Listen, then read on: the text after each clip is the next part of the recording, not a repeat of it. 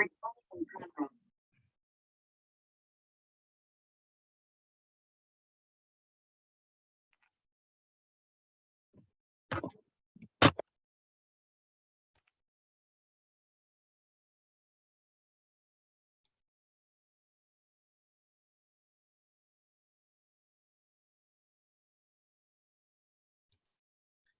you hear me? Hello? Hello? Hey. Hello. Hey, how are you doing? Pretty good. How you doing? So tonight, I will start. I think I opened so many pages. Let me close some of these pages and then we can begin. I think I open here. I'll close this.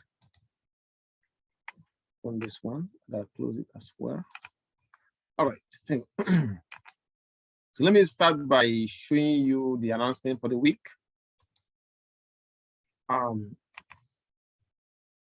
This is what we like the previous weeks.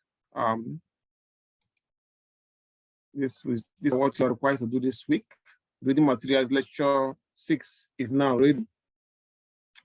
You can download it from the files or from the models section of the Canvas. And then, of course, the test 5 will be due. It will be ready by Friday night or Saturday morning. And then, so that's about it. The reading material is chapter 7, and then the lecture 6, and then the assignments. You all have the discussion question as well. So, like before, reading the text and week goes back. Now let's begin for tonight. What we have tonight is we are continuing on the ethics, and we'll see we'll look at ethics and values at work. Now, we start by discussing the role of values and ethics at the workplace. As we discussed last week, these things are very important in any organization. So the organizational values, make sure I have this. Yep. Organizational values, they are basically those core values that organizations believe, the set of beliefs that they have as it relates to their business or their mode of operation. So some of those values, when viewed in the light of the organization, might are basically used as a principle for governing the organization, and they reflect the organization's philosophy or how it expects the people who work for it to behave. So those values and ethics and help the company or any affected organization to manage their interactions with both their customers and employees. So in other words, the values and ethics that when viewed in the light of the organizations, every organization at all, any organization at all, their main role is of this concept to define what the organization perceive as important when it comes to the behavior of everybody that work for them, both the top level executive, from top level executive to the, those are the employee or working with the customers. So the top executive and the employee that work directly with the customers. So now, any company, whether they are big or small, where these values, a better way of saying it is that in any company where these values and ethics are violated, the company will find themselves in a public relations nightmare.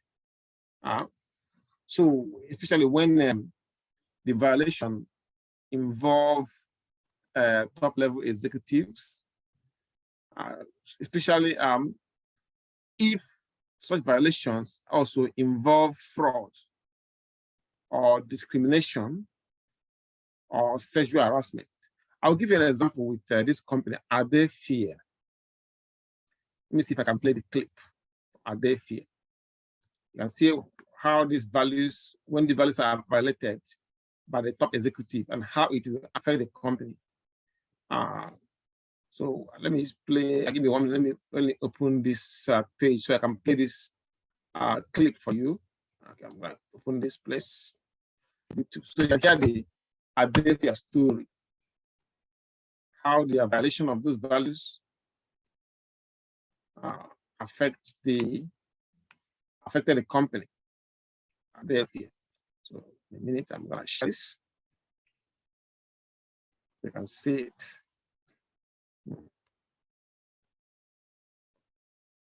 Okay, I'm gonna do this. Okay, so I can get this. In case of Are They Fair.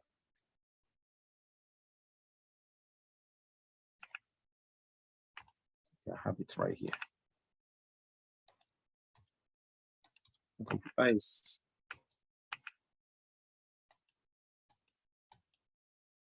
froze, but I'm gonna unfreeze it.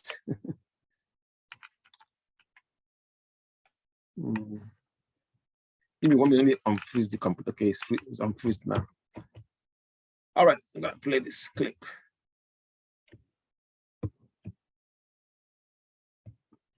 So you can see how this ethical violation can, what it can do to a company. And therefore,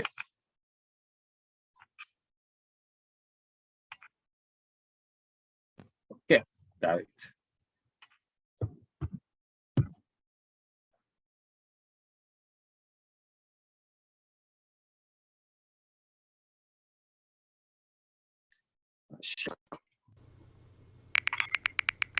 Can you hear the sound? Hello, scholars. Can you hear the sound? Homes deserve beautiful furniture. Just ask this, Bob. Vanilla Ice. Oh, the Fusion bedroom set. You looking to update? Oh, yeah. Can you hear the sound? Yes, Hello? we can hear the Yeah, sound. we can hear Yes. it. Yes, we can hear. What's up, guys, and welcome back to Wall Street. Here is the story of Are They Fair, how the violation of ethical standards affected the company. To give you an idea of the kind of public relation nightmare or the kind of situation a company might face when they are caught violating some ethical standards. Street Millennial. On this channel, we've seen many corporate disasters, many times the result of massive fraud among company officers. One of the most high-profile such cases from recent history was the case of Valeant Pharmaceuticals. This company was nearly brought down by accounting scandals and their own predatory business practices. That includes allegedly using a subsidiary pharmacy company to steer customers towards Valeant's own high-priced drugs, while under the guise of being an independent pharmacy. Eventually, after jacking up prices of specialty and life-saving drugs by hundreds of %, public sentiment eventually turned against the company, and they settled charges with the SEC and rebranded as Bausch Health. Considering the scale of the scandal, the company could be said to be lucky that it still exists at all. That is not always how things turn out. In this video, we're going to take a look at a company whose executives were so shameless that it brought down one of America's biggest cable companies. We're talking about the multi-billion-dollar corruption case behind Adelphia Communications. Adelphia Communications Corporation was founded in the mid-20th century by John and Gus Regas. They started their first several decades in business as a cable TV franchise, but eventually they expanded into providing commercial and business products for communications such as internet and phone services. By the 1990s, they were providing internet service to millions of customers across the country. They became a publicly traded company. By the turn of the century, their stock reached a market cap of more than $5 billion, and they were the 6th largest cable company in the country. The Regas brothers, who were now in their 70s, had built up an American megacorporation after 50 long years of business. Unfortunately, CEO John Regas and family members involved at the company were hiding a billion-dollar skeleton in the closet. From 1998 through 2002, they systematically defrauded investors by hiding the true financial position of the company. In total, they hid $2.3 billion of liabilities from shareholders, a significant portion of the value of the entire company. They did so using a sophisticated scheme to take out debt and issue equity on behalf of the company, but for the benefit of the family itself. The scheme involved an astonishing array of Regus family members in high-up positions within Adelphia. This includes the founder, CEO, CFO, the chief accounting officer, the treasurer and director, and the executive vice president for strategic planning. At the center of the scheme were a number of separate businesses owned by members of the Regus family. These businesses were not part of Adelphia, and thus their financials were not consolidated into the financials of Adelphia. Some of these businesses also operated cable TV services, but they did so with the help of Adelphia without compensation. What specifically enabled the fraud was the Adelphia Cash Management System, or CMS. Adelphia, as well as separate businesses, used the CMS for holding cash generated doing business and borrowings taken out on behalf of the business. They also withdrew funds from the CMS to pay for operating expenses, capital expenditures, and debt repayments. This system caused a commingling of funds across all the companies, including Adelphia. In the 4 years spanning from 1999 through 2002, Adelphia took out billions of dollars of debt and issued billions of dollars worth of equity. By 2002, they had $6.8 billion of bank credit debt, $6.9 billion of senior note debt, and $1.6 billion of debt in the form of convertible preferred stock. They also undertook 4 separate public offerings of stock that raised $2.8 billion during this time. The proceeds from these corporate actions largely went to the commingled CMS. With the CMS, the Regus family was able to take out debt and issue stock in the name of Adelphia, but withdraw the proceeds by other parties. It turns out that the family withdrew money from the CMS to fund a lavish lifestyle. The scheme involved many executives from within the Regus family. The extent of the corruption in the high-up ranks of the company was incredibly wide-ranging. With everyone in on the scheme, the Regus family was able to siphon off money from the CMS without anyone blowing the whistle for a long period of time. Also, because there are so many people involved who each wanted to experience the high life, the amount of money that was withdrawn from the company funds was extraordinary. Hundreds of millions of dollars per year were taken out of the CMS. The commingled nature of the CMS allowed funds to be taken out without anyone immediately noticing, but eventually, the discrepancy between the company's cash balance and other financials such as interest expense would become too glaring for Wall Street to overlook. By March 2002, the company had no choice but to admit that there were $2.3 billion of debt liabilities held by the company that were not reported in their SEC filings. This was a shocking realization for public shareholders. A $2.3 billion off-balance sheet liability could only mean that massive fraud was happening. On that piece of news, the company's share price plummeted. In the preceding several months, the company also made other admissions of fraudulent activities. They disclosed that they had overstayed their earnings for years, as well as lied about how many cable subscribers they had. For example, they reported some of the cable customers of the other unconsolidated companies participating in the CMS as their own customers. They counted 15,000 customers in Brazil who were not in fact Adelphia's customers, but instead were customers of one of the unconsolidated affiliate companies. In essence, they took all of the credit from all the good parts of the CMS companies while putting their own debts on the books of those companies. They also lied to investors about the technical capabilities of the company's infrastructure. They overstayed the portion of their cable facilities that were able to transmit signals at high speeds, as well as the proportion of their facilities that provide two-way service such as internet. All of these factors and more resulted in fraudulently high reporting of earnings for the company. The company's profits were being eroded by the Regus family's spending, as well as big-ticket self-dealing transactions. For example, in early 2000, Adelphia purchased the rights to the timber on a 3,700-acre parcel of land for $26.5 million. Allegedly, the land contained valuable hardwood cherry trees that could be harvested. It turns out that the Regus family owned the land, and had in fact purchased the land earlier for less than $500,000.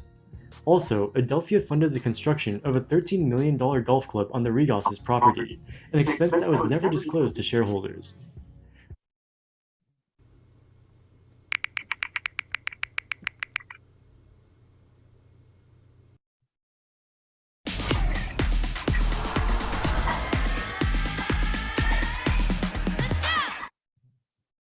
Adelphia funds were also used to buy luxury condos in New York, and also to blatantly purchase stocks on behalf of Regus family members.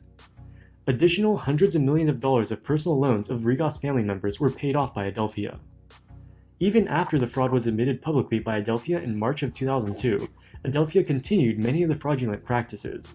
For example, company funds were used to pay off $170 million of margin loans that were held by Rigas family members after the company's admission of the original $2.3 billion of off-balance sheet liabilities.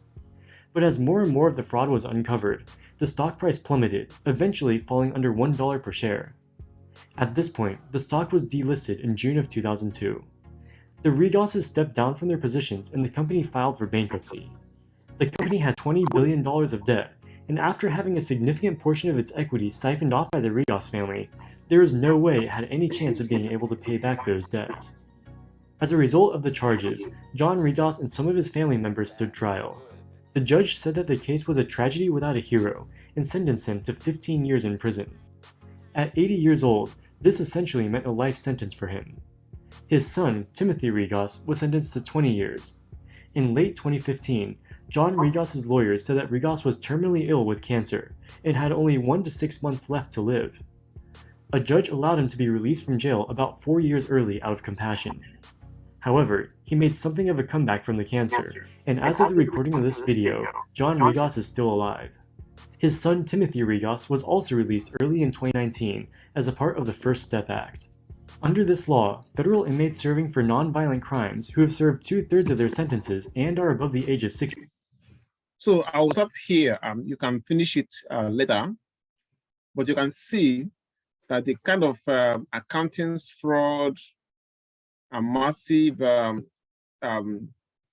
stealing of money from the company to finance their personal needs. You can see how it brought, that is a very complete rape of ethics, and it brought down the company and also led to its bankruptcy. Not only that, those who are involved, all the Riga brothers, were sent to jail. That is a very big embarrassment for a company that had lasted for almost more than half a century.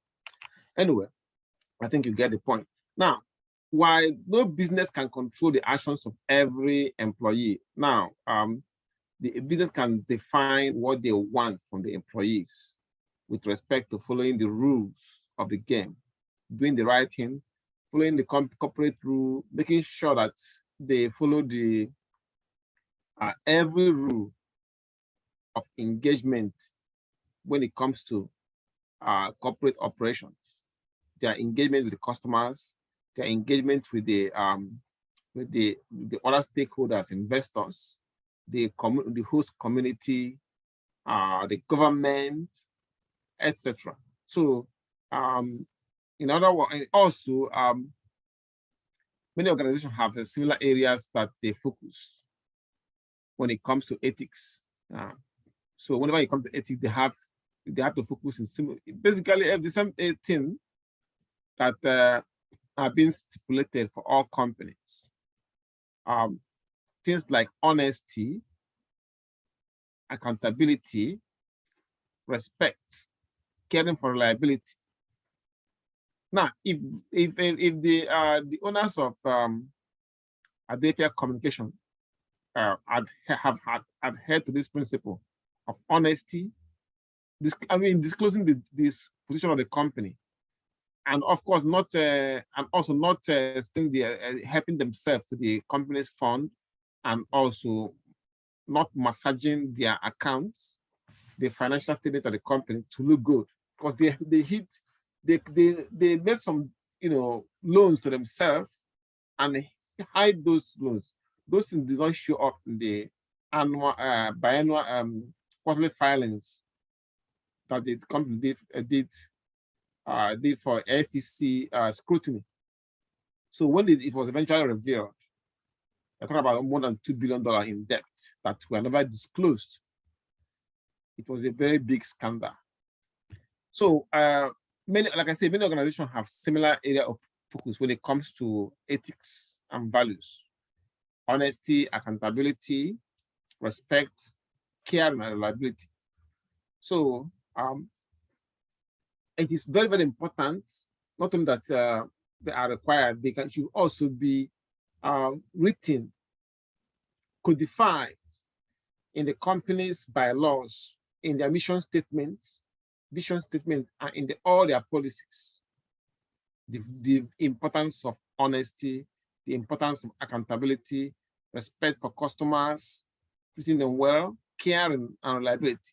Now, I'll give you some key examples based on the writings of the business management author, Peter Drucker, who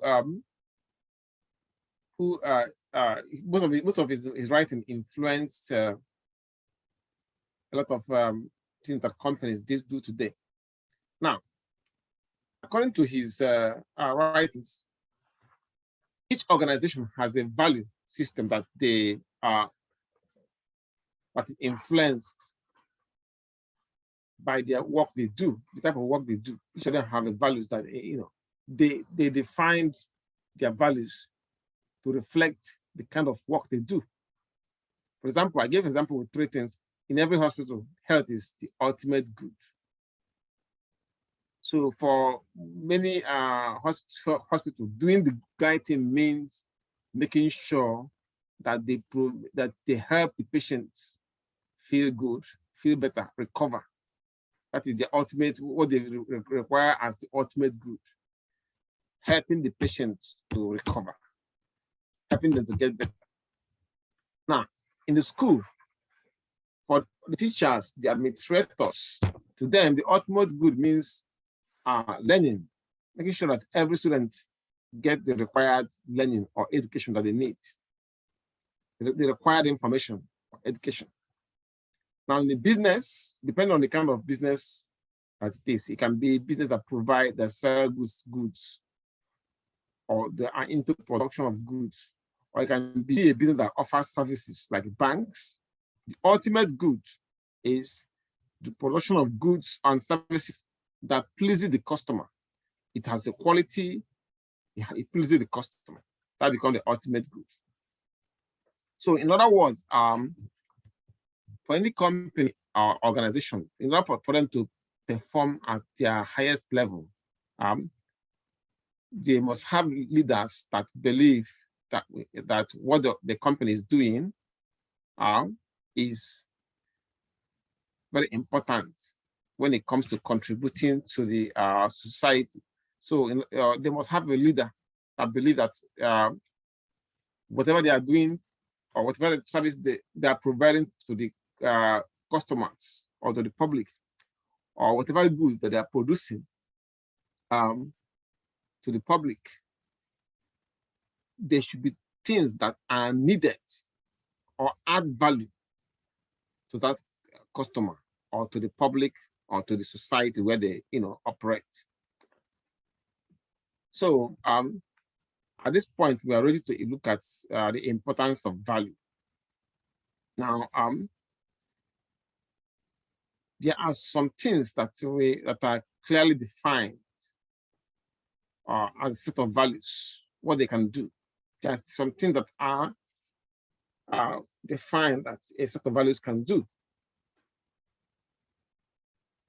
Now, one of those things I would say values attract talent. Attract talent. Now, apart from salaries and benefits, salaries and benefits that potential employees want, many of them also when they look for a job, they want to know the type of organization that they'll be working for. Things like the principles and values of that organization. Does those principles and values match with their own principle? So those things are also important to organization. So to potential employees or job seekers. Yeah, this company might be paying good salaries and wages, but what their values or the principles that that guide their behavior or that guide their operation, do they align with what they are doing, with their own principle? I remember the time, but this one does not affect job seekers. Right? But I remember the time some years ago, somebody was telling me, one of my students actually was telling me that he doesn't like to buy things from Walmart because he sees Walmart as a bully. in the sense that Walmart, because of Walmart, some small businesses cannot survive because Walmart was selling things so cheap and they cannot compete with Walmart. Not only that, he was also saying that Walmart was paying low wages to employees. So because of that, within himself, he feel that by giving his business to Walmart is not proper. The same thing can happen to employees. As a matter of fact, research showed that 71% of professionals would take pay cut to work in a business that shares their values. So, and another polls show that 99% of professionals will be willing to leave their current job if the employer asks them to do something that they did not, that does not align or against their moral beliefs. So they are willing to read 39% of them, regardless of how much they've been paid. I know that there are some people who can close their eyes and do certain things, so long as the directive come from their boss. But there are some people who will not do that. So now, another importance of value is this: the value, a company with a good value will be standing out from the crowd. In other words, good values set companies or organizations apart from its competitors. So now, generally speaking, consumers sometimes look for products or service that have, products that they look beyond the prices of things. I know this might sound strange to you, but there are people like that. Many of them, especially in these days where the social media is now everybody have access to social media. All it takes is for somebody to post a message about a company, and then you see people either rushing to giving their business to that company or boycotting that company. Yeah. So it is like a Me Too movement thing. Like customers can boycott you if the message gets out that your company does not is unethical. Yeah. I remember there was this lady that do TV shows. I forgot her name. TV shows was a very popular TV shows. Eventually, it was one of the people who worked for her revealed in social media that she was mean on her workers, and she started losing customers immediately. To the extent that she even came up to the TV and apologized, but still she kept losing customers. So now, but if a company that the customers believe that they are doing the right thing, they are treating the customers right, they can go beyond. Customers look beyond. Many customers, as a matter of fact, look beyond the product, service, and price tags. Some of them consider the brand values, especially when it comes to making an online purchase. So these days we have a lot of product reviews online, or the reviews about a company. All you got to do is to go to Google, type the name of the company, and then type / complaint. You will see so many things about a company, good comments, some of them bad comments, and you might even see a link for that company to the Better Business Bureau, where you can see get more information. So in summary, to put it simply, both the young and older generations of customers are increasingly sensitive to the kind of value that a company has, when it comes to the way they do their business. So examples, wrote here that principles have a more significant impact on profits than some business owners might think. Now, more than 70% of I would say more than 70% of millennials. When I say millennials, I mean those that are born in the 80s. those people that are born in the 80s to 90s, excuse me, to early 90s. We call them the millennials. So the millennials, more than 70% of the millennials, we choose to pay more for products that if they know that they so if they know some of the proceeds or the product go to charity. Now, because of many businesses, especially those I would say those that sell online, and there even some neighborhood stores. Sometimes they advertise that each time you buy this product, each money you spend on this product, they will send $1 to one charity. You know, maybe a charity that is involved in making the society better, or maybe a Red Cross, or maybe a Salvation Army, or that help the poor. You know, so sometimes they do that.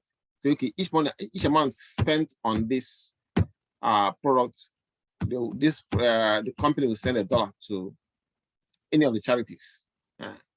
So millennials are very responsive to that, and they are even prepared to pay more if they know that some of the proceeds from that sale will go to some kind of charity. So in other words, more efforts to help others can make a big difference in what the company is doing, their profit, their bottom line, and so on and so forth. Yeah. So now, which leads us to the third. Remember what we're discussing are the importance of values. The third importance is communications. Yeah. Now, people can interact with customers and colleagues in a way that reflects the organization outlook. So now, good communication, good value leads to, of course, part of good values is good communication. So with the way that if company can is good when is doing a good job when it comes to the way they interact with customers and how they treat their employees, that means that it can really enhance their reputation, which can in the long run lead to more productive team collaboration.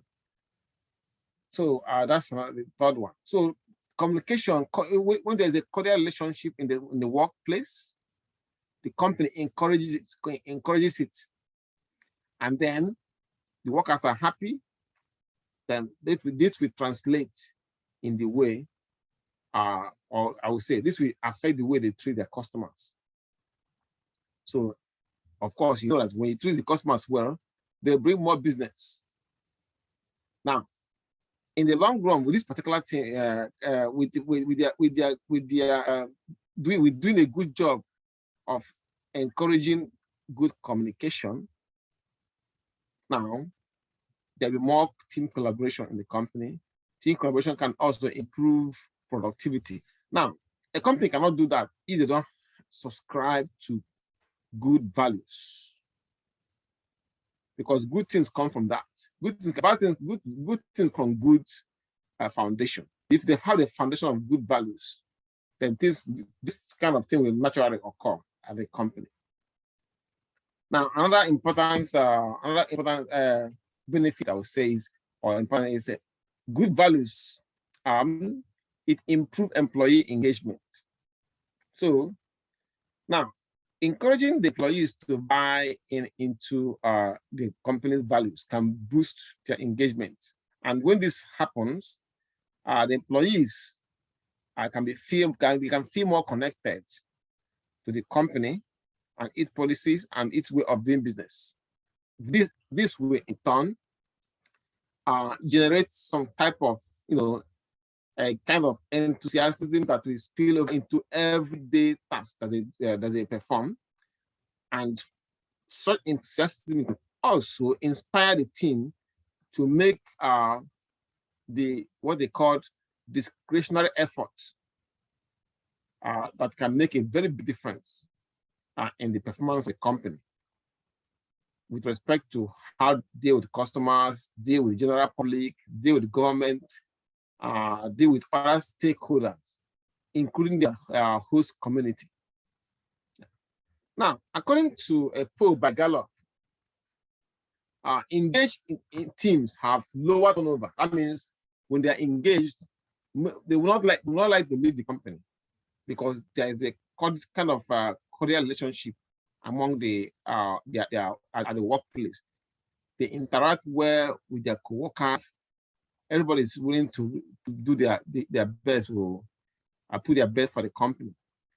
Now, 21% profitability. So engaging also, when teams are engaged, the company will enjoy 21% greater productivity, as well as 17% higher, I would say 21% greater profitability, I mean to say, and 70% higher productivity than when the teams are not engaged. So the benefit doesn't end there according to this poll, because a highly engaged team are known to have some kind of as much as 41% reduction in absenteeism. People really want to come to work because of the kind of atmosphere at work, and then turnover will be significantly reduced. Okay, any question before we time that, because we have very few minutes left. Any question before we are timed out? Not at this time. Okay, good, very good. So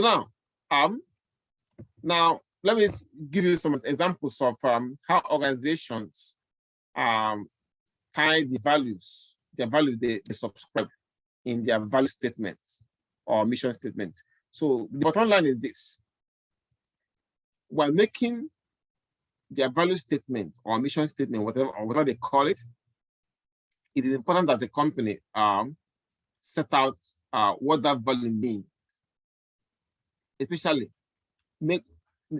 how it shows the company how they put those values into practice. So they tie that value or value statement to how what it means for the business, as well as how it shows or how it indicates the way the company put those values into practice.